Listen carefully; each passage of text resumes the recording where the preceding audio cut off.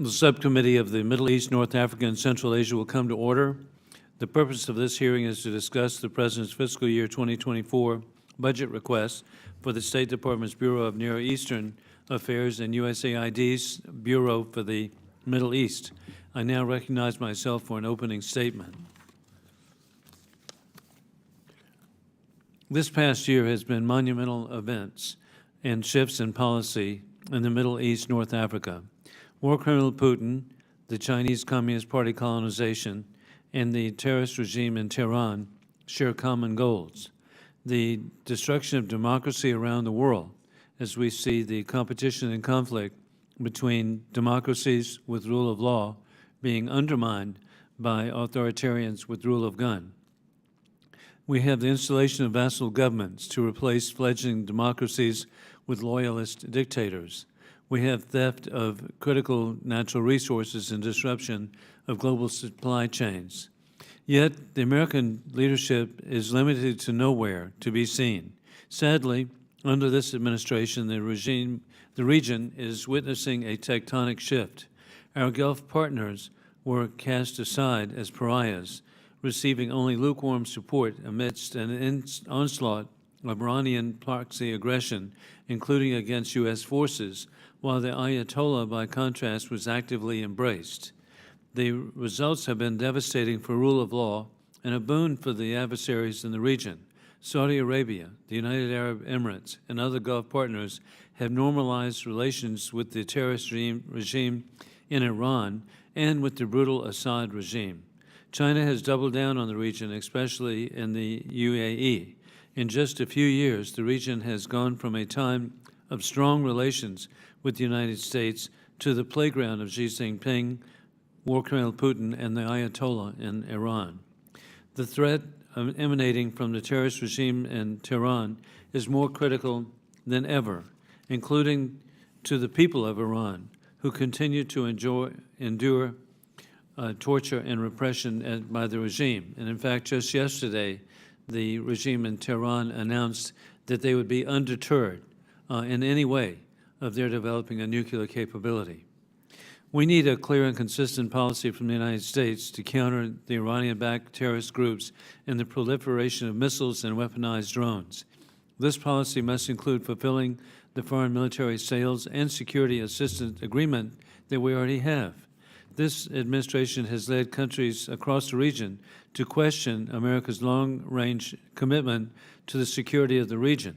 The United States leadership vacuum has publicly underscored by the recent China-brokered meeting between Saudi Arabia and Iran to restore diplomatic relations.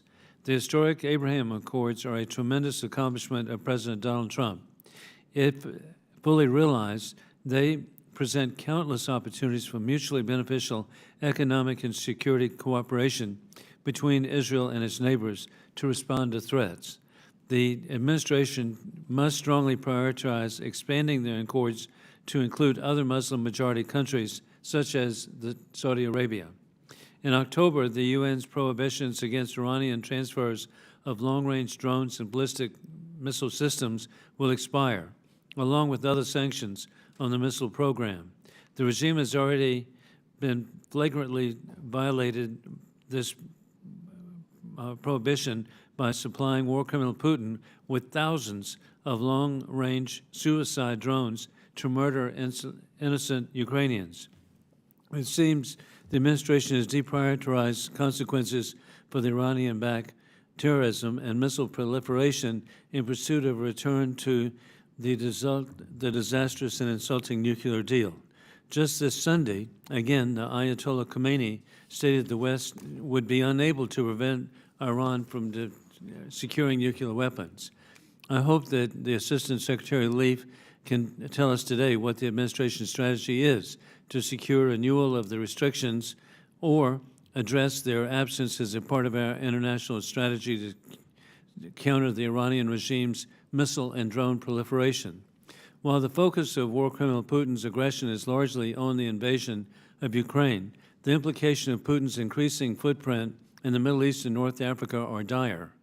Putin's permanent air and naval forces and bases in Syria, established as a part of his campaign to support Bashar al-Assad's mass murder of Syrian civilians now is used as a hub to extend Kremlin's malign influence further afield, whether it be Ukraine, Libya, or Sudan. Additionally, as the Kremlin-backed coup to quash grassroots democracy began in Sudan, Putin's Wagner terrorist mercenaries flew billions of Chinese gold to Syria. The recent decision by the Arab League to unconditionally readmit unrepentant mass murderer Bashar al-Assad is indicative of a decline of U.S. involvement in the region and this administration's implicit green lighting of normalization. The Assad regime responded to the 2011 pro-democracy protests by committing a litany of crimes against the people of Syria, including the torture of children and use of chemical weapons. Over 500,000 and counting have been murdered, and over 100,000 people remain disappeared. The image of one of the worst dictators of all time is being welcomed, and Jeddah was truly sickening. Finally, the United States continues to be the most generous country in the world with regard to international aid. However, the weaponization of international aid through the diversion is a widespread problem that must be confronted.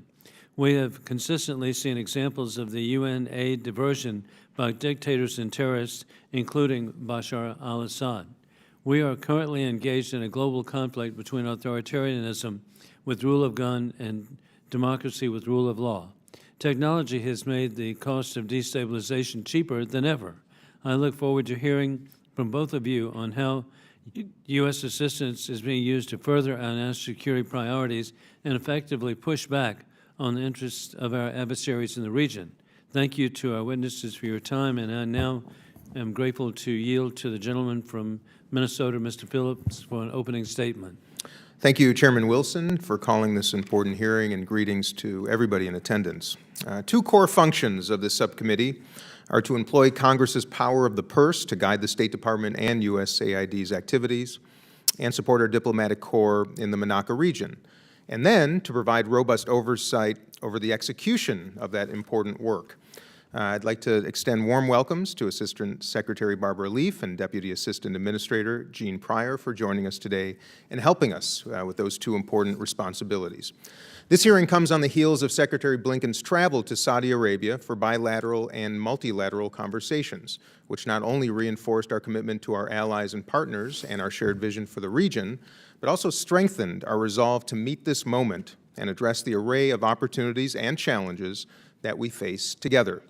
Since becoming ranking member of this subcommittee, I've heard from a number of leaders from around the Middle East about how the U.S. has recused itself from the region, how the U.S. has taken a step back from the region and allowed China and Russia to fill that vacuum. But as I will lay out this afternoon, I believe the U.S. has not stepped aside, rather has stepped up, albeit in new and innovative ways. We do not merely observe anymore, rather actively engaging as to make the region stronger, safer, and more integrated. Once a beacon of hope from the Arab Spring, Tunisia's democracy is currently in peril as President Said's growing authoritarian rule has resulted in the destruction of institutional checks and balances, the arrest and targeting of his political adversaries, and the silencing of media and civil society. Nevertheless, the United States has and must continue to stand by the Tunisian people and pro-democracy civil society as they continue fighting for their freedoms and livelihoods. As the political elite in Lebanon, who after 8 months of infighting remain unwilling to this moment to elect a president or move forward with their much-needed IMF reform package, the United States has continued to stand with the Lebanese people who courageously voted for change in last year's parliamentary elections, but have yet to see that vote translate into action.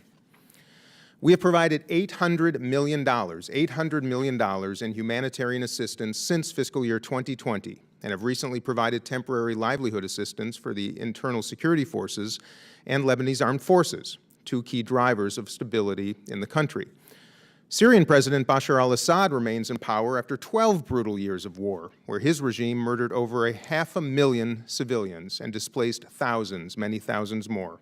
The February earthquakes devastated communities in the Northwest, and the situation in the prisons and camps that house ISIS fighters and displaced persons in northeast Syria is growing more dire by the day, creating both a mounting security threat and a humanitarian disaster. The U.S. has actively responded not just by supporting the de-ISIS mission and providing stabilization assistance in the Northeast, but also by becoming the single largest donor of humanitarian assistance to the Syria crisis. We continue to support Syrian refugees living across the region, including in Jordan, Lebanon, and Turkey, and work to ensure that no refugees are forcibly returned to Syria. At the United Nations, the U.S. continues to work with like-minded partners to safeguard Bab al-Hawa border crossing between Syria and Turkey so that aid reaches the most vulnerable communities. Still, our work remains. While other regional players have chosen to normalize with the regime, the U.S. should never normalize if Assad remains in power. I'll say that again. The U.S. should never normalize with Syria as long as Assad remains in power. The Biden administration has and must continue to impose the Caesar sanctions, work to reinvigorate the Geneva process under the UN Security Council Resolution 2254, and seek justice and accountability for the atrocities committed by the Assad regime.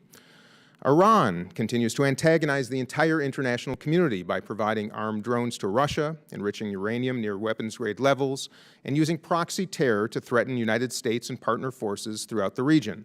The United States responded by leading the effort to advance Middle East integration beyond what could have ever been imagined just a decade ago. Regional normalization with Israel, with the Abraham Accords, the Negev Forum, and I2U2 has ushered in expanded opportunities outside of just the security space to encompass trade, tourism, technological innovation, and so much more. In addition to our robust sanctions regime, these historic developments allow for a united front against Iranian malign influence as we work together to enhance information sharing, strengthen integrated missile defense systems, and advance innovative technologies to combat water scarcity and weapons smuggling. In this era of great power competition, the power of the United States should no longer rely solely on muscle and might, but rather our power should be drawn by our partnerships and our coalitions, our business innovation and military technologies, and our democratic values that are central to our way of life. As we engage today on the Biden administration's fiscal year 2024 budget request for Near East affairs, I look forward to hearing from our witnesses about how the State Department and USAID plan to use the requested funds to address these important issues and demonstrate that the United States of America commitment to our allies and partners in the Middle East and North Africa is steadfast and unwavering. With that, Mr. Chair, I yield back. Thank you. Thank you very much, Ranking Member Dean Phillips, who gets a prize. He was right on 5 minutes. How did you do this? I would have yielded my 4. Oh, my goodness. Hey, we appreciate, again, it's really substantially bipartisan, us being here today, and that's why we're so pleased to have the distinguished witnesses from the State Department and USAID. The Assistant Secretary for Bureau of Near Eastern Affairs, Barbara Leaf, is here to speak to the State Department's budget request, and then Deputy Assistant Administrator Jean Pryor from USAID's Bureau for Middle East is also joining to speak to us on USAID's priorities for FY24 budget. Thank you for being here today.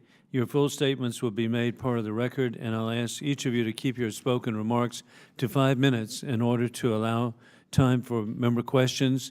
We now recognize the Assistant Secretary Leaf for an opening statement. Chairman Wilson, Ranking Member Phillips, members of the subcommittee, thank you for inviting me here today to testify on the President's $7.57 billion FY 2024 budget request and our priorities in the Middle East and North Africa. The region remains of vital importance to U.S. interests. President Biden has articulated a forward-looking approach to the region based on 5 elements: partnership, deterrence, diplomacy, regional integration, and values. We've made real progress. We built on the historic Abraham Accords by launching the Negev Forum and I2U2, helped de-escalate Israeli-Palestinian tensions, advanced a UN-facilitated truce in Yemen, negotiated an historic maritime boundary agreement between Israel and Lebanon, and helped secure the largest ever purchase of Boeing planes in Saudi Arabia. Our assiduous diplomacy has repaired rifts, and we now benefit from a region that, while still fragile, can itself undertake the work of stabilization and repair alongside our own efforts. We are as diplomatically engaged and committed to the region as we've ever been, doing the hard work to demonstrate that our vision for the region's peace and prosperity can deliver a more compelling future for our partners. Your support for this request will cement U.S. success. Partnership. Our regional engagement begins with partnership. Last week, Secretary Blinken attended ministerials with GCC partners and the Global Coalition to Defeat ISIS and conducted important bilateral discussions with the Saudi leadership, reinforcing that our partnerships focus on solving shared problems and building shared prosperity and security. In an era of strategic competition, these partnerships are what set us apart. Our FY 2024 request supports partners like Israel, Jordan, Egypt, as well as Iraq, and creates the conditions that sustain our cooperation. Deterrence. Our unrivaled network of partnerships creates a platform for integrated deterrence to deter malign actors, whether state or non-state actors. The President has been clear that he is committed to ensuring that Iran never acquires a nuclear weapon. While diplomacy is the best means to address this issue, it must be coupled with deterring Iran's adventurism. That effort is bolstered by building a deep coalition of partners with integrated defense capabilities and the willingness to hold Iran to account. Support for our partners' security enhances this deterrence. The President's FY 2024 request for the region includes $5.3 billion in foreign military financing. Our commitment to Israel's security remains ironclad. Consistent with our MOU with Israel, the request includes $3.3 billion to support Israel's security. Diplomacy. To build sustainable regional security, we must use vigorous diplomacy to maintain and reinforce coalitions that de-escalate conflict and work collectively. The $42.55 million request for Yemen, for instance, sustains our efforts that led to the key elements of the April 2022 truce, a truce which continues to hold 14 months later. On Syria, our steadfast opposition to normalization with the regime has not changed, nor will we lift any sanctions on the regime or on those who aid it. We've made it clear to our Arab partners through sustained high-level diplomacy that their engagement with the Assad regime must produce concrete actions by Damascus that benefit the Syrian people and provide clear dividends for regional stability. We remain focused on the enduring defeat of ISIS, which the Secretary reaffirmed at last week's ministerial. The $97 million request for stabilization assistance in northeast Syria, particularly our efforts on Al-Hol, ensures ISIS cannot leverage instability in Syria nor recruit vulnerable displaced populations to reconstitute and threaten the United States. Regional integration.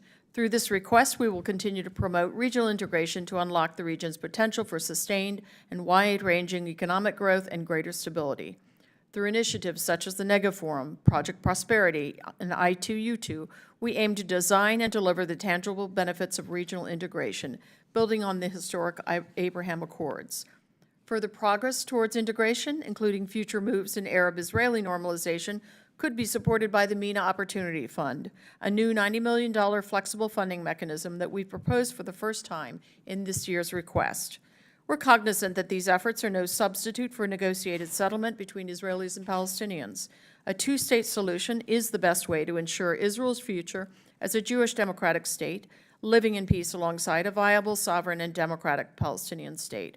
Our request includes $309 million in economic and security assistance for the Palestinian people and support for people-to-people connections under the Middle East Partnership for Peace Act. Finally, values. Our values remain at the center of our approach. Last week, the Secretary again made clear to our Saudi and GCC partners that human rights are essential to enabling the strongest possible bilateral relationships.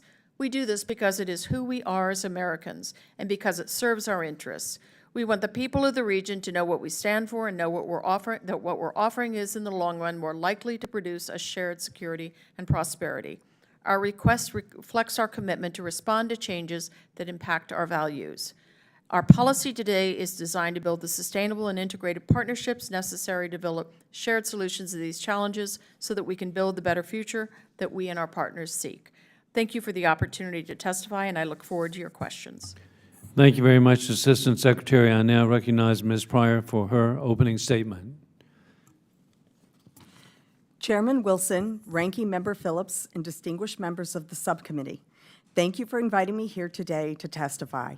The past year has been marked by severe and increasing pressures on the countries of the Middle East and North Africa. Shortages in wheat supply and food price increases worsened food security and strained fragile economies across the region. Earthquakes in Syria added to the devastation already wrought by Bashar al-Assad's brutal regime. Crises of governance and economic mismanagement continue to threaten stability in Lebanon and Tunisia, and violence increased significantly between Israelis and Palestinians. USAID has worked diligently to protect development progress while building forward momentum. The investments proposed in our FY 2024 budget continue efforts to partner with the people of the region, build inclusive economic opportunities, and support a peaceful and democratic trajectory for the strategically important area of the world. Countries of the region face a wide variety of pressures from both inside and outside their borders.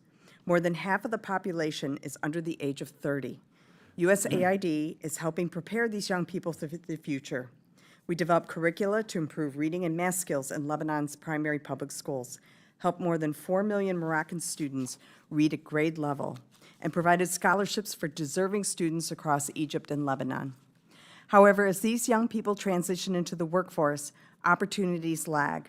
More than a quarter of young people are unemployed, and less than 20% of women in the region participate in the workforce. U.S. investments offer critical opportunities for young people and women. For example, in Lebanon, our investments in the private sector have benefited more than 20,000 enterprises, including more than 2,000 women-owned businesses. Regional challenges spill across borders. Since the beginning of Assad's war, more than 5.5 million Syrians have sought refuge in bordering countries. The Middle East Acting Assistant Administrator's trip to Yemen last week confirmed USAID's commitment to assist the people of Yemen, where 4.5 million have been internally displaced due to ongoing conflict. And now the unfolding violence in Sudan has already prompted more than 150,000 people to flee into the MENA region. The People's Republic of China further complicates regional dynamics. USAID is assisting governments to understand the risks associated with PRC financing and technology. For example, in Jordan, USAID supports the government's ability to assess foreign investment risks to protect Jordanian sovereignty and avoid bad deals that would enable outside influences to affect infrastructure or financing decisions. The impact of Russia's full-scale invasion of Ukraine on food security is another immediate pressure on the region. Thanks to Congress's generous supplemental funding, USAID has been able to slightly alleviate the pressures of dramatically decreased imports of critical foodstuffs such as wheat and cooking oil. However, given the region's outsized dependence on imports from Ukraine and Russia, addressing shortfalls in domestic production is essential. Improving agricultural production in the world's most water-scarce region requires consideration of climate change impacts in our work. The fiscal year 2024 request significantly increases funding for climate change adaptation.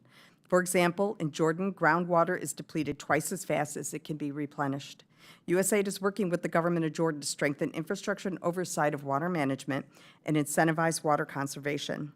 Although food security and water security are shared risks for the region, these threats also offer opportunities for collaboration. Notably, USAID has seen expanded interest in MERC grants, particularly from Abraham Accord countries. MERC has received a near-record number of applications. Advancing the relationship between Israel and its neighbors is integral to the long-term process for the region.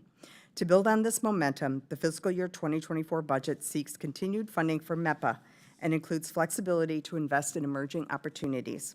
For example, a portion of the $90 million requested for the Middle East and North Africa Opportunity Fund could be utilized if the negative working groups yield tangible areas for investment.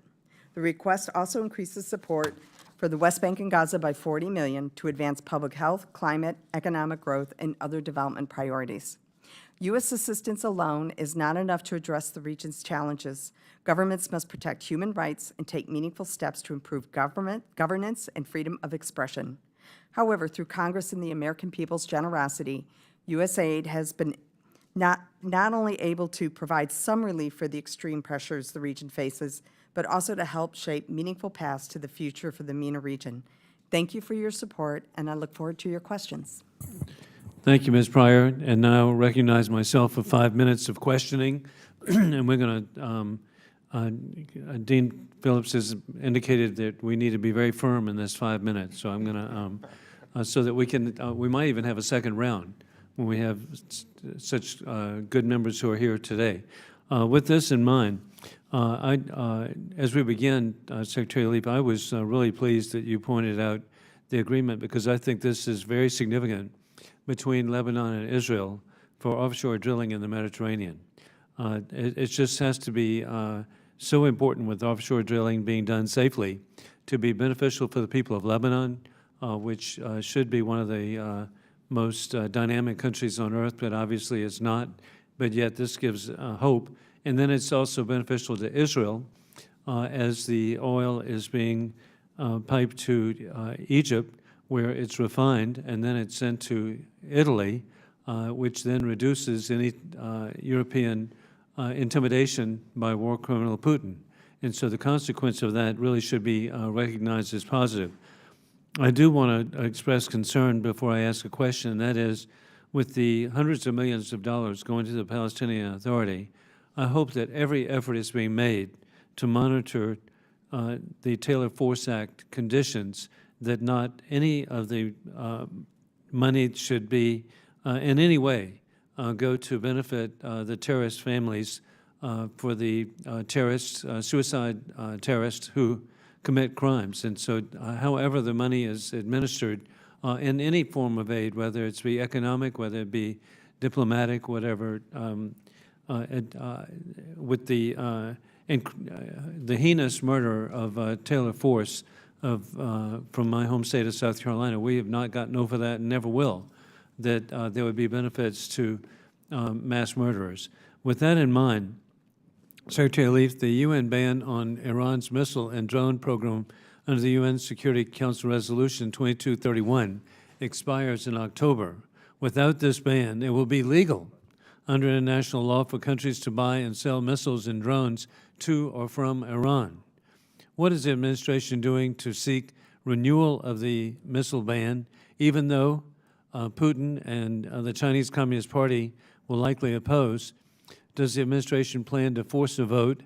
And then additionally, how will the administration adjust U.S. policy on Iran's missile programs, including sanctions enforcement, to respond to the loss of a UN missile ban? Thank you for your your comments and your questions. And if I could go back to the issue related to Palestinian assistance, and I know that Jeannie may have some observations as well. We're quite scrupulous on this issue of Taylor Force and all U.S. legislation. And we, the assistance that we do is metered out to independent, trusted partners, but we do, in other words, not the Palestinian Authority. We have a separate, of course, arrangement that deals with security assistance. Again, we're very careful, scrutinize end use, monitoring, and so forth. And I would wholly subscribe to your sentiments about the myriad benefits in every direction for the maritime agreement. It's not only good in terms of resource extraction and good for the economies of both countries if they can, especially Lebanon, if it could but mobilize itself, but it's also provided a security, a level of security to both that didn't exist before, and that's all for the good. On the question of Iran's ballistic missiles, so you know, this issue of the expiration of the UNSCR is something that goes into the mix of our discussions with our partners. Frankly, as you noted, getting things through the Council now with where we are with Russia in particular is quite difficult. But we have a host of other tools at our disposal, and we will use them. The issue of UAVs and so forth, provision by Iran to Russia has already attracted considerable effort on our part. We've gone after and sanctioned a host of entities and individuals, several dozen so far, and that's a two-way kind of trade, a defense relationship that is growing. It is of enormous concern, not just to us, but our European partners, and so we're very aligned in our efforts. And in the interest of time, I just want to make a statement, then we'll have a second round of questions, but I'm startled to even find out there was a UN ban on Iran's missile and drone program, with the providing of the drones to war criminal Putin, with the indication that they might even build a manufacturing facility in the Russian Federation. What is the point of the ban, and what's being done to try to implement it? So, as I say, Mr. Chairman, we're going after this with a range of sanctions and a range of diplomatic and other efforts with our partners. But this is we've got a full-bore effort to go after those who traffic in the parts, those who manufacture, and so forth. Well, thank you for every effort, and we now proceed to the ranking member, Chairman? Dean Phillips. Mr. Chairman, just before you Yes. call. We have the president of the NATO Parliamentary Assembly, Congressman Connolly. I thank my friends for yielding. Unfortunately, I have another commitment, and I'm going to be submitting written questions to you, Ms. Leaf, and they are all going to pertain to Secretary Blinken's visit to Saudi Arabia. And they are rather pointed, and I hope I will get candid answers. Thank you, Mr. Chairman. Mr. President, I'm happy to yield my slot to you if you'd like to ask the questions. I think You owe me, so but much. yes, absolutely. I do. I owe you. All right. Ms. Leaf, I've got in my possession the statement from the State Department spokesman of the visit of our Secretary of State to Saudi Arabia. Nowhere in this multi-page document are the words Khashoggi, Jamal Khashoggi, mentioned at all. Why is that?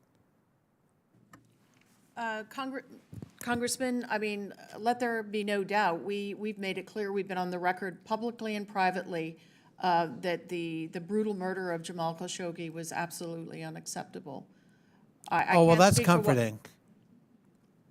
The man was murdered in the Saudi consulate in Istanbul and dismembered. And he doesn't warrant mention in a summary of the conversation between our Secretary of State and the Crown Prince of Saudi Arabia.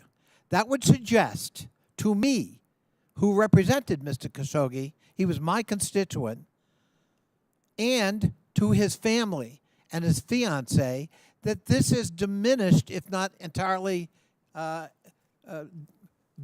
escaped, as an issue between the Saudi government and the United States government. By no means, Congressman, by no means. Well, how would one know, reading this detailed statement from the spokesman of the State Department? Well, I hope you'll take it back. Unacceptable. And there's no proof that it even came up in discussion when one reads this.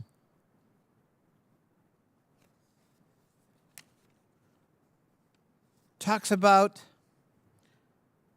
the economic collaboration between us and the Saudis. Was that before or after the Saudis again cut oil production for the second time? So the issues that are touched upon in that statement, in that communique, and the issues that they discussed over the course of many hours relate to ongoing and future projects and economic cooperation. Well, I understand. But the President of the United States himself condemned the oil production cut last year because of its impact on inflation and gas prices here at home, and the President indicated that there would be consequences. What were those consequences, and how does he feel, or how does the administration feel about a second oil production cut? So, Just as we're finally making some progress on inflation. So, Congressman, what I can say about last October, we had a very clear divergence of views on how best to assure that the markets were well sourced and that prices were stable. We had a very clear disagreement, and it was public and it was rancorous. Over time, we have worked to get back to the business at hand, which is in the interest of both our people, both of our countries, national security interests, diplomatic interests, economic interests. We consult with all of our OPEC partner nations, except for Russia, and we watch the markets very carefully, obviously. But frankly, the discussions that the Secretary had during his visit to Riyadh had less to do with fossil fuel markets than they did with the transition to green energy, and that's what both of our countries are very focused on, and how we can collaborate in that space. Yeah, well, I would say that the President got it right, that we're also focused on gas prices and inflation, and we are totally in favor of developing a green economy, but we are also very much focused in the here and now, as is President Biden. And yes, Congressman, and of course, the Secretary consulted closely with the President ahead of his trip to Saudi Arabia. I'm glad to hear that. Now, you talked about regional cooperation and looking at the relationship longer term. Does that include our blessing or any comments we might have on the Chinese brokered rapprochement between Iran and Saudi Arabia, especially given the malign activities of Iran in the region? So, just to be clear, they didn't broker anything. They hosted a meeting at which the Iranians and the Saudis worked out an arrangement, essentially détente. It's not a reconciliation, it's not a rapprochement. It's simply a relaxation of tensions that they did themselves. And this was an effort that was underway for 2 years. Are they establishing diplomatic relations? Yes, they are. Yes, they are. I'd call that a rapprochement. Well, they had diplomatic relations, full diplomatic relations until January 2016. So, I mean, plenty of countries have diplomatic relations without being close, and Saudi officials have made it clear to us that it's going to be sort of a trust but verify arrangement. Well, let me just say, at least speaking for this member, and I don't think I'm going to be alone, this visit with Saudi Arabia is troubling. And what wasn't discussed, what hasn't been emphasized, leads one to believe that we're moving on issues that are pretty fundamental. And I would predict that the administration is going to find a lot more resistance in this Congress with respect to the relationship with Saudi Arabia and the continued provision of military arms when our interests are not converging, they are diverging. With that, I yield back, and I thank my good friend for allowing me to proceed. And thank you very much, Congressman Connolly. We now proceed to Congressman Jim Baird of Indiana. Thank you, Mr. Chairman, and I appreciate the witnesses being here. I'm going to start with a question about, since the détente, you know, was negotiated by China between Iran and Saudi Arabia. Actions by Iran suggest that this accord has not led to a stabilization of the region, as was anticipated by the administration, but instead Iran has had a freer hand to escalate proxy wars against Israel and the United States. So, Ambassador Leaf, can you tell me how does the administration intend to proactively counter Iran's terrorism campaign? Certainly, Congressman, and if I could just make one comment about what I think animated the Saudi quest for this détente. You know, it's an undertaking that they began in January of 2021 and had any number of meetings. And what they have sought over time consistently was to get Iran to stop using the Houthi in particular to target them with missiles, drones, et cetera. They sustained a huge number of attacks, between 400 and 500 of them in 2021 alone. So that was the first order. The second order was that as the Saudis are attempting to negotiate an enduring arrangement with the Houthi that will then pivot to peace negotiations led by the UN, they did not want Iran undermining those. And so that was the intended focus of this détente, as I've called it. Now, to your larger question about how do we contest or how do we deter, how do we defend, we continue doing a lot of the things that we're doing right now. We have very well-defended forces across the region, but we have made clear, as we did in March when our forces came under attack in Syria, we responded forthrightly. We also have a number of other arrangements underway that are getting at integrated air and missile defense with our partners in the Gulf in particular and a number of others. We have our sanctions tools, of course, but we use every tool in our kit to get after this. Thank you. You mentioned others, and so my next question deals with, the U.S. Launched a multinational partnership, Combined Maritime Forces, CMF, to enhance regional maritime security, which is particularly challenged due to Iran's seizure of oil tankers that the chairman just mentioned a minute ago. And the Wall Street Journal reported that the UAF withdrew from the CMF, seeing that it was ineffective at addressing Iran's maritime aggression. So have you communicated with the UAE about its concerns? Yes, Congressman, and we're continuing those discussions. Part of the dilemma, of course, is that you've got just a huge volume of commercial traffic that goes in and out of the Persian Gulf through the Strait of Hormuz, it is an effort that we are giving a fresh look at how we best use intelligence and information sharing with a wide variety of coalition partners, but we are continuing those discussions with the UAE. So in continuing on in that, do you think that those discussions have helped our the U.S. relationship with the UAE? I do.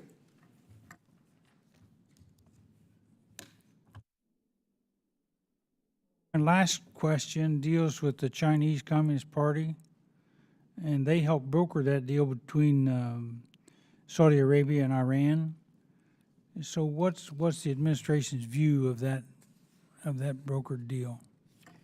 So we've made clear to Saudi Arabia throughout this last 2+ years that they have been, as they had been working at this dialogue that was first brokered by the Iraqis, also periodically by the Omanis, that we supported them using direct engagement as one of many tools to get after their national security issues. It's not the only thing that they would want to use, and we would still be there to assist them in self-defense and, again, with integrated air and missile defense efforts.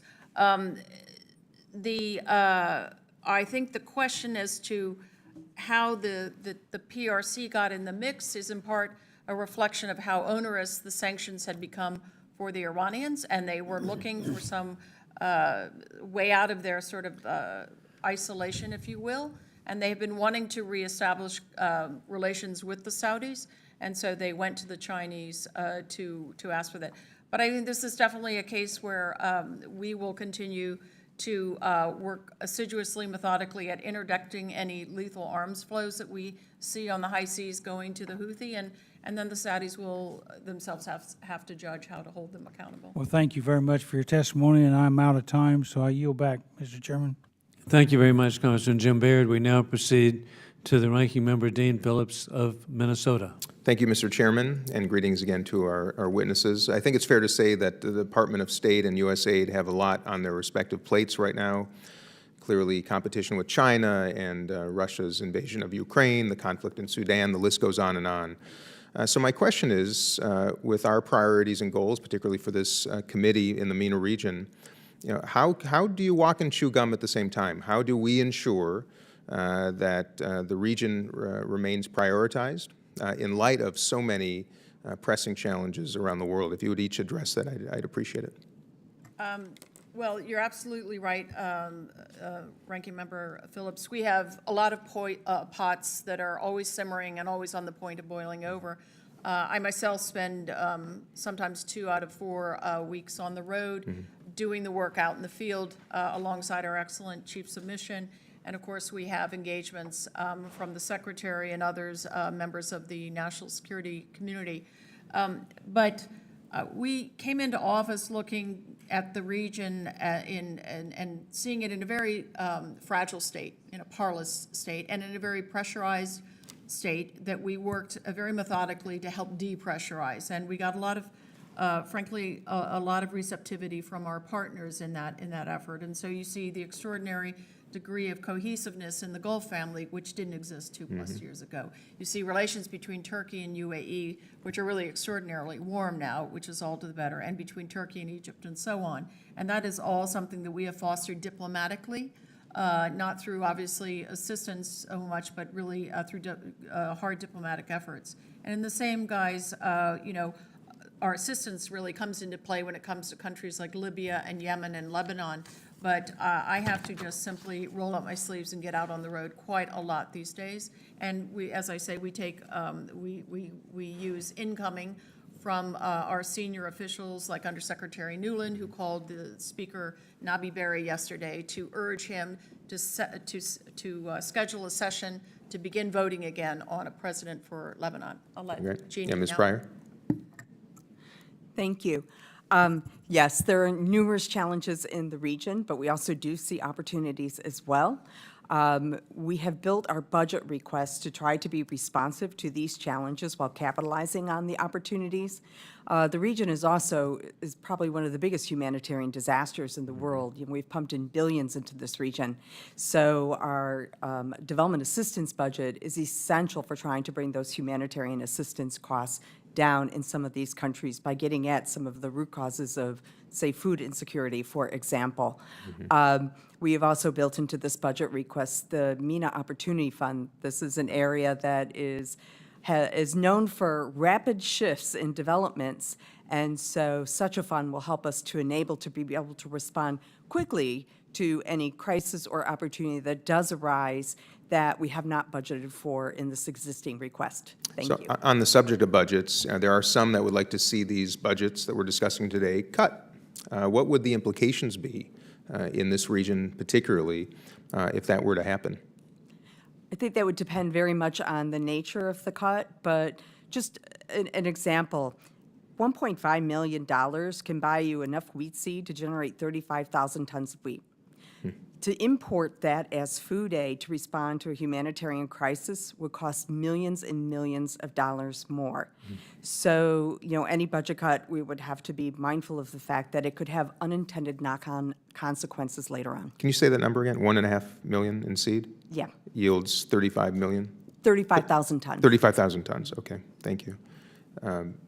Ms. Leaf, if you'd comment too on what a reduction in the foreign assistance budget for this region would, the implications? Well, as Jeannie so eloquently laid out, we've got a region that is in a state of extreme distress in many quarters. Syria is one of them, of course, quite dire, and that goes straight to the heart of not only trying to sustain a population that is under unrelenting pressure from Assad, but also trying to get after and get ahead of the conditions that brought about ISIS in the first place. And it's the same on the other side in Iraq. So every dollar does count in this sense. And with that, Mr. Chairman, I'll yield back since we're having another round. Thank you. Thank you, Ranking Member Dean Phillips. We now proceed to Congressman Rich McCormick of Georgia. Thank you, Mr. Chair. First of all, thank you for both being here today. Appreciate your input. I have a couple concerns. One of the things I really appreciated the way you addressed the Saudi-Iran issue, because that was very unclear to me until you talked about that. I wasn't aware of basically how that's all played out and how they ended up coming to those brokered deals. I am concerned that China was part of that because of obvious reasons. Now that we have the Bureau of Near Eastern Affairs with the fiscal year 24 budget being proposed, one of the things that kind of worried me a little bit, I don't mind green energy at all. But what I'm worried about is if it's inclusive of something made in China, especially with the way that they warp the market. They use slave labor on the West Coast. They augment the production with their own fiat currency. They warp the market. We've taken them to court, I think, 27 times in the World Trade Organization, according to Catherine Tai and her report on this. I'm worried that that money has not got the proper guardrails on it to keep it out of nefarious actors' hands as we go. And I want to make sure that what guardrails do we have to keep that in the United States purview? Since we're funding it, it should obviously, I'd want it to benefit our companies rather than their companies. I mean, you're speaking specifically, I think, to the fact that so much of the solar industry is made in China, as it were. No, About 90% if I'm not yeah, correct. that's right. It's a real concern. Yes, and we share that concern, and we are hopeful that over time, supply chains will diversify, that we will see new supply chains emerging from the U.S. and even from within the region. What we do in the meantime, however, is, for example, our solar panel program in Lebanon. We buy them from Lebanese vendors. They are assembled in Germany. However, we do recognize that there are components that come from the PRC. So we mandate that all of our implementing partners must check relevant lists like OFAC and Department of Commerce to make sure they are not purchasing anything from a prohibited company that uses forced labor. And then once that equipment arrives, we send our staff to inspect it to make sure it is the proper equipment and that it is from the proper manufacturer. And then we also have third-party monitoring to also re-verify that that is the case. But ultimately, we hope that supply chains will diversify so that this becomes much less of an issue. Yeah, they need to, first of all, and I really don't have any hope because of the way they're warping the market. They've already proved to be bad actors, and they just get better at covering their tracks. Even the way they send it through other countries to act like it's not them. I think we have to put some even more, without hope, I think we need to put hard, rigid guidelines on this, that we look to American companies first and foremost, since we're paying the bill anyways, that it should benefit us benefits a bad actor who's warping the market on purpose so they can continue to dominate that industry.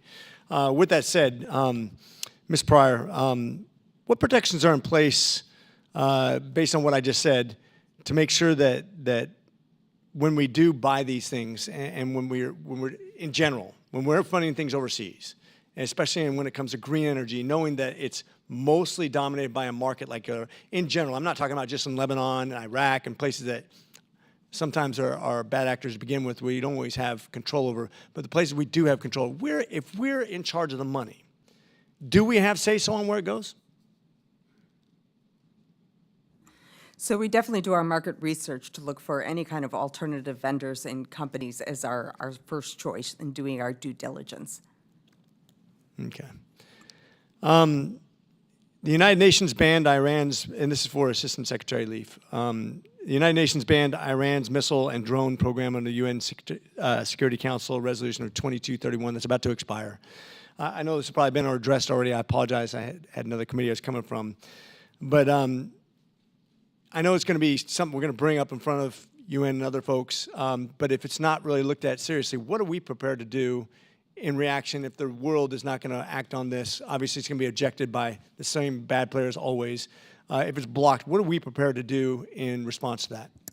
Well, we are already taking action against those who traffic in the parts, the manufacturing, getting the weapons, the drones to Russia. We've done dozens and dozens of sanctions already against individuals and entities, and we'll continue that apace, and we'll look for sort of a larger effect if we can bring other partners into that effort.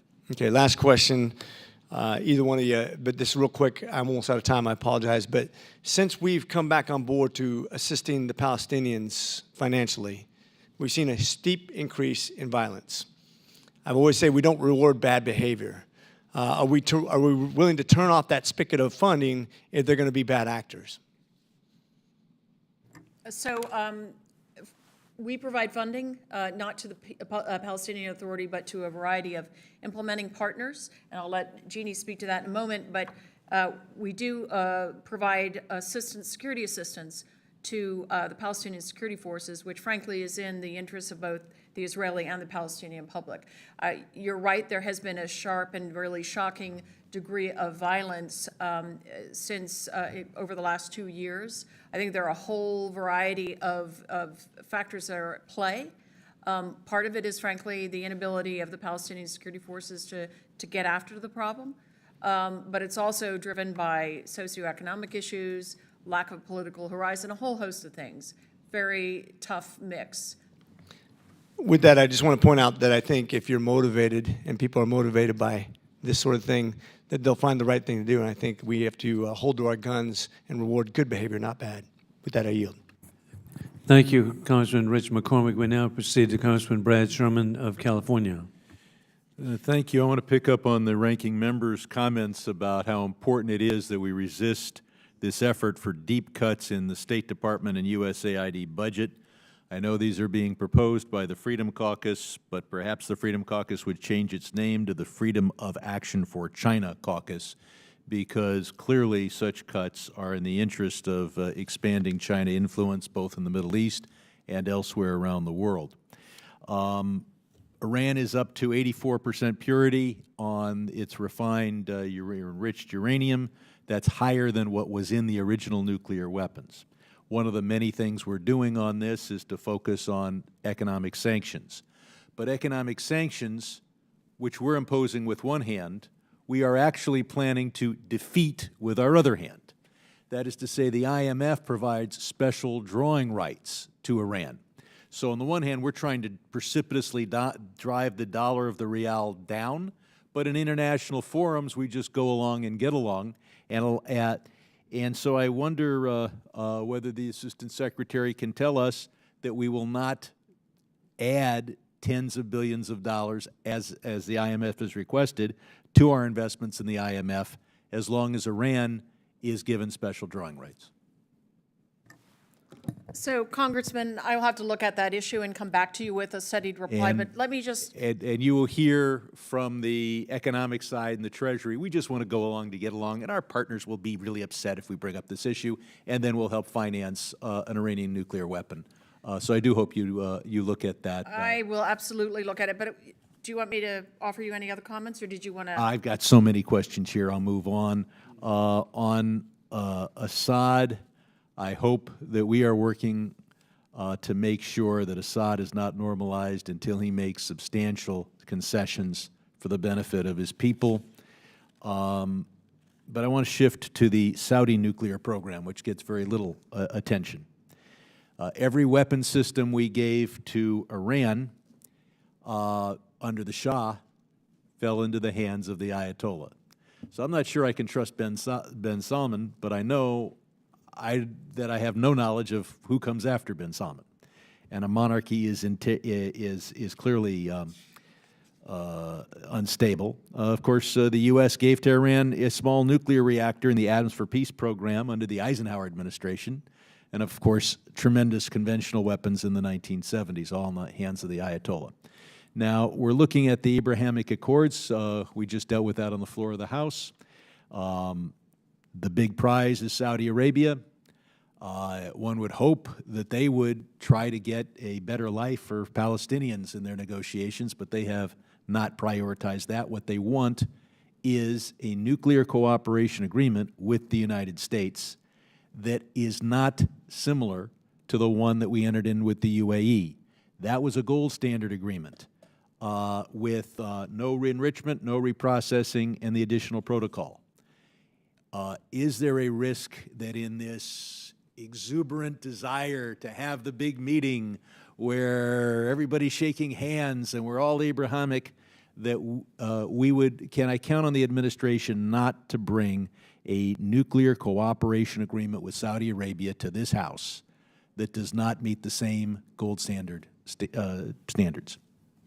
So Congressman, if I can give you a two-parter? Okay. Because one thing I would point out, the Palestinian aspect is not wholly missing from this picture. You might have, if you didn't see it, the foreign minister. I'm saying what I believe is their real intent. But yes, they dressed it up a little bit. yeah, they have stipulated that there is a part in any normalization for the Palestinians. Now, that's undefined as yet. But to your other point, look, Israel and the U.S. will have everything to say about the course of any of the aspects that go into the mix for a normalization. Can I get a commitment from you on behalf of the administration? So what I can say or should I move on to the next question? What I can say in this setting, Congressman, is that we will rigorously promote nuclear security and nonproliferation, and we will consult with the Congress. Finally, we look at UNRWA, which entered into a framework for a cooperation with a commitment to combat incitement and anti-Semitism in its educational curriculum. I have a bill that I commend to my colleagues. We had 46 co-sponsors last year. How is the U.S. leveraging our position as UNRWA's top donor to get them not to do things which they're doing now, such as glorifying the convicted terrorist who killed 38 civilians, Israeli civilians in 1978, including 3 children? Congressman, it is still an issue, a work in progress. We have the same concerns that you have about curricula or teaching in the classroom that in any way glorifies violence, terrorism, and so forth. So it is very much a work in progress, and we're committed to it. Thank you very much, Congressman Sherman. And now we have the best for last, Congresswoman Kathy Manning, and following her, we'll have abbreviated second round. Thank you, Mr. Chairman. I appreciate that. And thank you to our witnesses for being here with us today. So we have talked about the rapprochement between Iran and Saudi Arabia. We've talked about Iran's increasingly malign behavior in providing drones to Russia. We know there are always rumors about some kind of new deal with Iran. So I'd like to know, Assistant Secretary Leaf, what is the administration's long-term strategy for dealing with Iran, especially as it becomes a near-nuclear threshold state?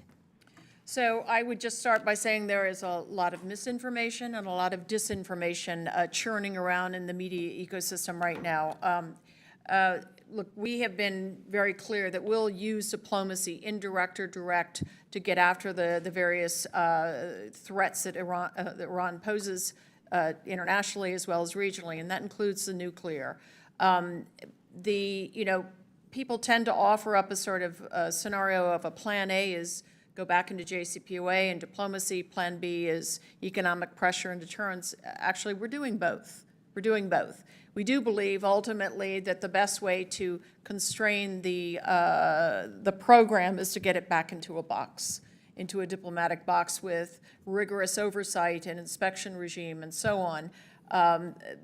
JCPOA, for a variety of reasons, is really not actively on the table, as it were, but we are trying to get to a place where we can get Iran to de-escalate on a variety of fronts.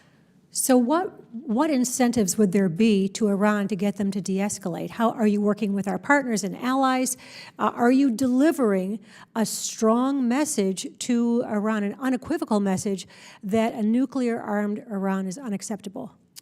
Yes, and I won't go into details, but I can tell you absolutely unvarnished message. And are you encouraging our partners and our allies to deliver that same message? Yes.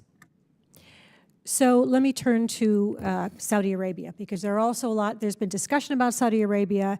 Certainly, we all know that progress has been made with the Abraham Accords, and it's viewed as really transformative in the region. But we all also know that Saudi Arabia is the big partner that would or could be brought into the Abraham Accords and make a significant difference in the region.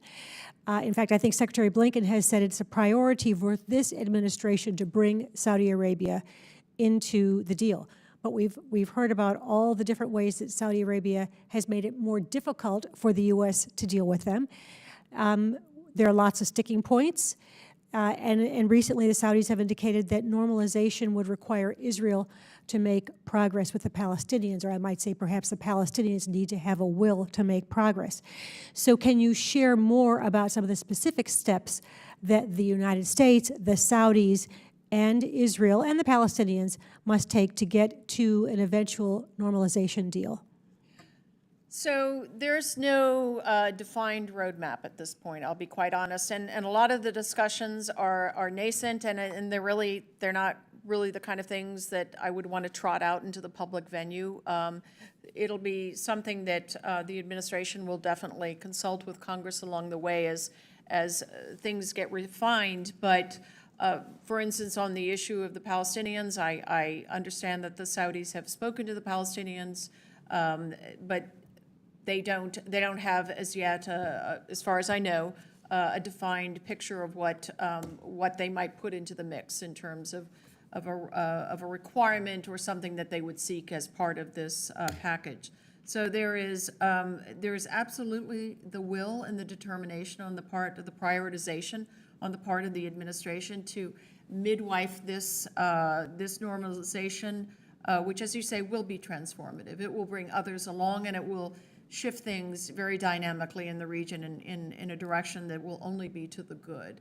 So it is very much a priority for us, but I would just say stay tuned. When you say there's no roadmap, are there active steps being taken to try to work toward creating a roadmap? There are discussions. Okay. What options do you see for moving the Palestinians, and in particular Palestinian leadership, toward taking steps necessary to work toward a two-state solution? We know there's rising gang crime in the West Bank. It's not being addressed by Palestinian Authority. We know there have been random shootings, particularly one I need to mention, the name of Ilan Ganeles, who was an American citizen who was shot dead. There really hasn't been much said about him. He's referred in the press as a Israeli soldier, but in fact, he's an American citizen. He was living in the U.S. He was in Israel for a wedding, shot dead. Not a lot said about that by the Americans. What steps can we take to encourage the Palestinians to actively control the terrorism that's going on by Palestinians and the criminal gangs? So we have the sort of the programmatic side, which is very much part and parcel of our approach to creating a professional and capable set of security forces in the West Bank that would be able to carry out all of their responsibilities in Area A. That is just not the case yet. We have the U.S. Security Coordinator, General Mike Finzel, who has a whole set of activities that he oversees. And then we have the diplomatic effort, which, as you'll have seen over the last months, we had a meeting, Egypt, Jordan, the U.S., Israel, and the Palestinians in Aqaba, Jordan, and then Sharm el-Sheikh, Egypt. And those have been a combination of security and political discussions to get after exactly the issues, which is this really eroding sense of security in the West Bank. It's eroding for Palestinians, it's eroding for Israelis, let alone for visitors. And so this is a priority for us. It is a very difficult environment right now. I would say there is just an erosion of stability and security. And that was, that was the target of a lot of our efforts throughout the period of the confluence of the three holy religions, major religions, during March, April. So we brought down the level of violence, but by no means have we been able to get the PA security forces where they need to be. Thank you. My time is long expired. I appreciate the chairman's indulgence. Thank you very much, Congresswoman Manning, and indeed, as we proceed with the second round, you can see there's really bipartisan concern with the complicity by the Palestinian Authority working with terrorists across the region, by the concern that we all have as boasted over the weekend by a nuclear capability by Tehran, the threat that's existential for Israel and America, not just in the Middle East. And then also very concerning, as you've heard from different questions, about the drone capabilities of Iran. I've actually seen some of the drones that were downed over Yemen, and these are highly sophisticated, large, look like small planes that have surveillance capability, intelligence capability, but also have a capability of very sophisticated heavy weaponry and munitions that can be provided, and we're seeing it sadly underway with the murders being conducted in Ukraine as we speak. With all of this in line, another issue that I'm very concerned about is the tragic Arab normalization with Assad. And Secretary, you mentioned and said, quote, "Our basic message has been that if you're going to engage with the regime, get something for this," end of quote. That's appalling to me. I was grateful to introduce the bipartisan Assad regime Anti-Normalization Act to impose costs on those who find Assad's mass murder and drug trafficking. And additionally, I have opposed normalization as a stated policy, as we see, of the administration, but yet with that being the policy, there's really been a green light provided to normalization. What is the administration's view as to, quote, good enough to get a return for abandoning the Syrian people to an unrepentant mass murderer and telegraphing to dictators around the world that they can wait out our accountability for war crimes? So, Congressman, I know that that line that I gave at a think tank event was understood to be some sort of shrug of indifference. It was not in any sense. What I was trying to convey was something a little bit different, and it was not sufficiently nuanced. But here's where we are. As I said in my statement, we are foursquare opposed to normalization. We don't think Assad merited invitation to the Arab League. We were very straight up with our partners on that score. And I will just say there's a range of opinion among the Arab states in the region about the utility even of engaging with Assad. And there are some who will not reopen embassies at this point, while others, Saudis included, have said, look, regime change, and they were very much part of that effort for years. Regime change hasn't worked. He's not going anywhere. Meanwhile, the country is sinking, sinking, sinking. And we have to figure out a way to end the impact that it's having on Syria's neighbors, let alone on the Syrian people themselves. I'm just giving you what we have heard. And so thus the decision to engage, but engage with an agenda to get pretty much the same objectives that we have, but by a different means. We are holding fast to sanctions, and we are holding fast that we will not normalize. They are going to engage, but we both want the same thing, a change in Damascus's behavior, whether it's the export of the trafficking of Captagon, whether it's repression of its people, whether it's creating conditions that are inhospitable to IDPs and refugees returning. And as we conclude, or as I conclude, I'd like to also express concern about any negotiations for renewing the Iran nuclear deal. I was really grateful to work with former Senator Joe Lieberman, former chairman of the Foreign Affairs Committee, Elliot Engel. It was bipartisan that it was utterly irresponsible having an Iran deal as they were not only developing a nuclear capability, but they never stopped trying to develop an ICBM capability to hit the United States. And so over and over again, I hope every effort is made from a bipartisan angle to please have no agreement that would be so beneficial to people who have every intent to fulfill death to Israel, death to America. With that, I yield to Ranking Member Phillips. Thank you, Mr. Chairman. And continuing with Syria and the humanitarian crisis, I know that the Bab al-Hawa border crossing is up for reauthorization at the UN Security Council next month. And perhaps you could just spend a moment expressing to us why that is so important relative to keeping that open. So a few years ago, there were three such border crossings, and under pressure of threat of a veto by Russia successively, two of those were closed out, and then we have Bab al-Hawa, which has to be renewed every 6 months. We're going to go for broke. We're going to try to get a larger extension of that and see if we can get other border points open as well, because the fact is, and the earthquake made things even more desperate. The fact is you've got over 3 million people in Idlib province who otherwise have virtually no access to assistance.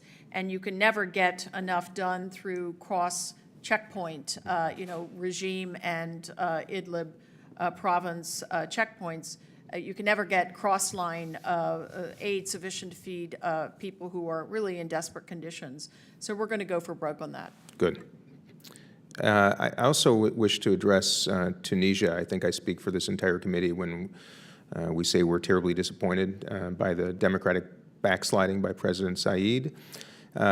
Chairman Wilson and I recently sent a letter to the House Appropriations Committee to essentially demand that cuts to U.S. assistance to Tunisia not come at the expense of the Tunisian people or pro-democracy civil society. On the other hand, we support reducing aid to someone who's clearly autocratic. But how mechanically, how do we mechanically, when we reduce an aid package, ensure that what remains goes to the people who need it without being accretive to someone who is clearly backsliding as it relates to democracy?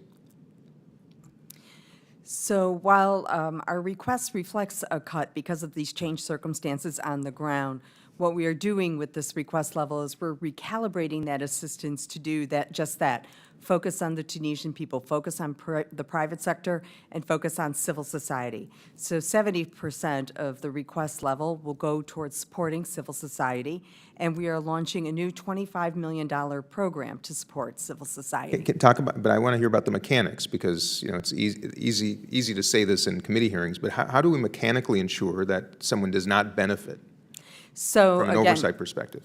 Again, we ourselves monitor our projects, but we also have third-party monitoring to ensure that the assistance goes to the people it is intended. Okay. And if I could, Please. If I could just add, we have over the course of 2 years now methodically taken down the assistance that originally went to the government of Tunisia for a variety of programs. We're down to about half as much additionally in terms of the FMF. We do think we have scoped the FMF really tightly to address our own national security needs because we want to keep the Tunisian armed forces fit and capable to do their maritime security and border security and CT operations. Okay, thank you. One more, and back to Syria for a moment, too. Senator Shaheen and Graham have a bipartisan bill in the Senate that would reestablish the senior coordinator for detained ISIS members and displaced populations, of course, in Syria. Today, I introduced with Representative Mark Green, my Republican friend and colleague, the House companion bill. Just want to confirm that you support the reestablishment of a coordinator to support repatriation and reintegration efforts in northeast Syria? So, Congressman, I mean, this would be something that I would have to confer with the Secretary about, but what I do absolutely support is as bolstered an effort as we can muster to get these families home, get these foreign terrorist fighters home, and that's what we're doing. And in fact, we heard some good news from some of the countries at the de-ISIS ministerial in that regard. Good, glad to hear. All right, with that, I yield back. Thank you. Ranking Member Dean Phillips. We now proceed to Congressman Jim Baird of Indiana. Thank you, Mr. Chairman. And this question goes to both of our witnesses, and it deals with, you know, Syria and Assad, and some of the questions that the ranking member had, I think. They're diverting and weaponizing this international aid. And since the UN and the U.S. is really one of the largest donors, are we leveraging that? Are we leveraging our sending of international aid to make sure that we have some say over Assad, and also making sure that the appropriate people, which was in the last question, but the appropriate people are receiving that international aid? Thank you. In the Middle East Bureau, none of our stabilization assistance goes to regime-held areas, only non-regime-held areas. Our humanitarian assistance in Syria is provided based on criteria of need, particularly food insecurity.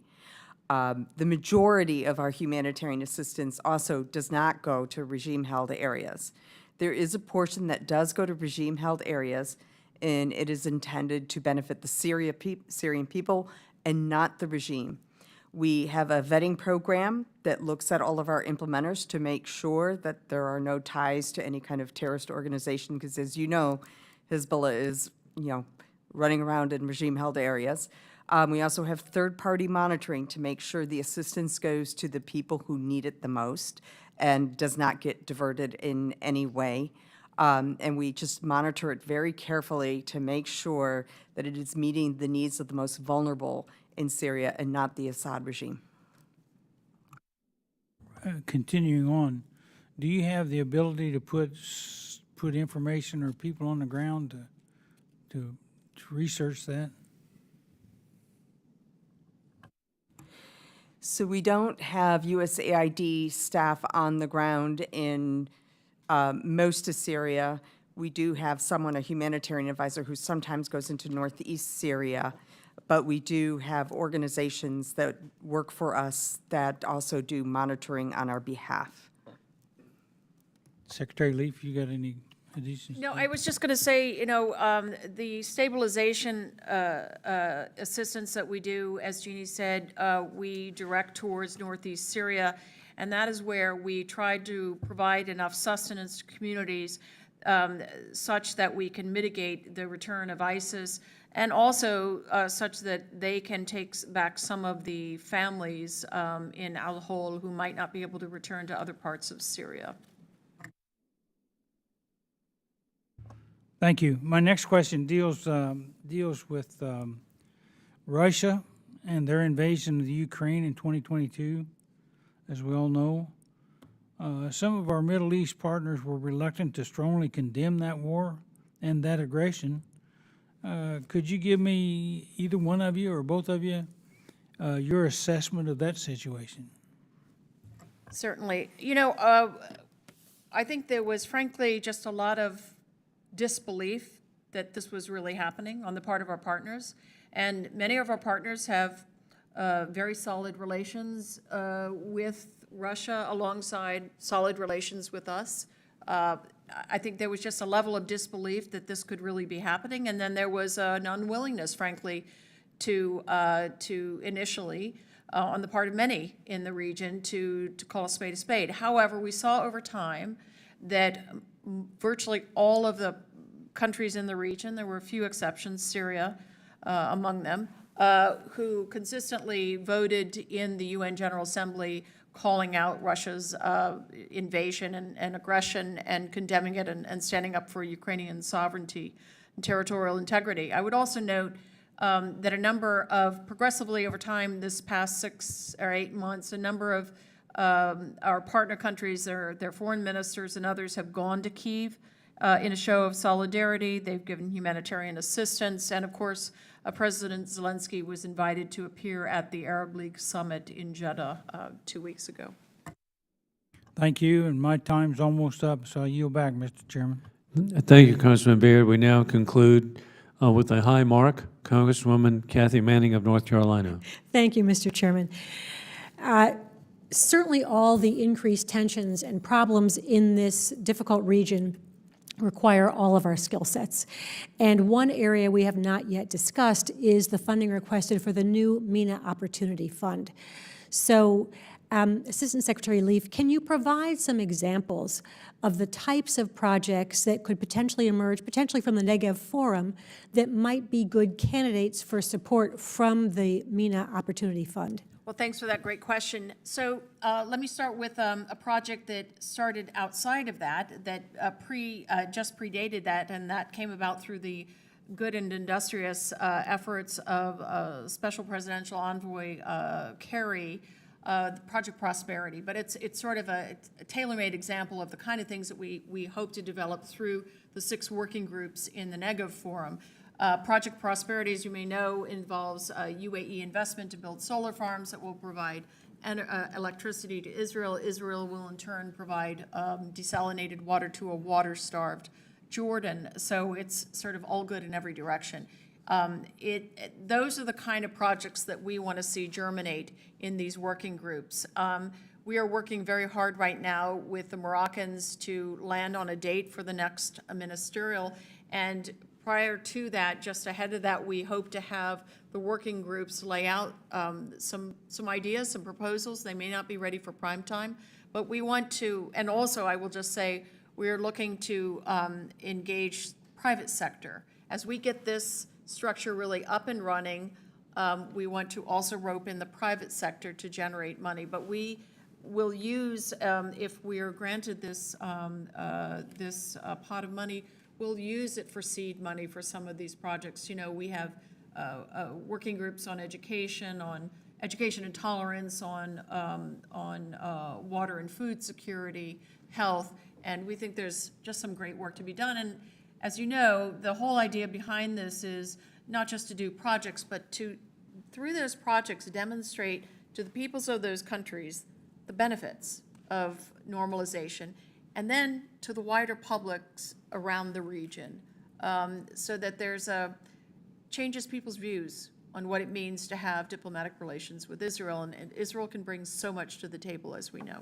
So have you seen any pause in these projects or any hesitancy by the Abraham Accord countries in light of the Iran-Saudi Arabia rapprochement or the readmittance of Syria? You're not seeing No, any? I would say no. The Iran piece goes along with, frankly, resumption of diplomatic relations among all of the GCC over time, starting in 2019. And 2 of the countries had never broken relations with Iran. Bahrain is the only one that has not yet resumed, but I think it will happen sometime soon. I think what does affect things, what rocks the boat is when unrest spikes in the West Bank, when there are clashes between the Israelis and Palestinians, and in particular in Jerusalem, as you can imagine. Okay, and what additional measures should the administration take to support tolerance in the region? For example, should we be providing more support to the Office of Special Envoy to monitor and combat anti-Semitism to help with normalization and also help fight hate in the Arab world? Are there other steps we should be taking? So I'm glad you brought up Deborah Lipstadt, because she's doing terrific work, and so is Tom Nides, our ambassador in Embassy Jerusalem. They are working to foster, she's of course working in her space with Morocco, Bahrain, and UAE, and finds quite an appetite there for her work and for some collaborative projects that they are generating. Tom Nides and his staff are helping to foster some really interesting sports and cultural ties between Israel and those countries. I think, frankly, I want to see more of that in the space of Egypt and Jordan, the original founders of peace, and that's where we really need to warm up the public relations. Is there anything holding those countries back? Just the legacy of years, I think, yeah. Thank you. I will yield back a little bit early to make up for my running over last time. Thank you so much. Thank you very much, Congresswoman Manning. And we want to thank the witnesses for their valuable testimony and also the members for their questions and participation. The members of the subcommittee may have some additional questions for the witnesses, and we'll ask you to respond to these in writing. And pursuant to the committee rules, all members may have 5 days to submit statements, questions, and extraneous materials for the record, subject to the length of limitations. Without objection, the subcommittee stands adjourned.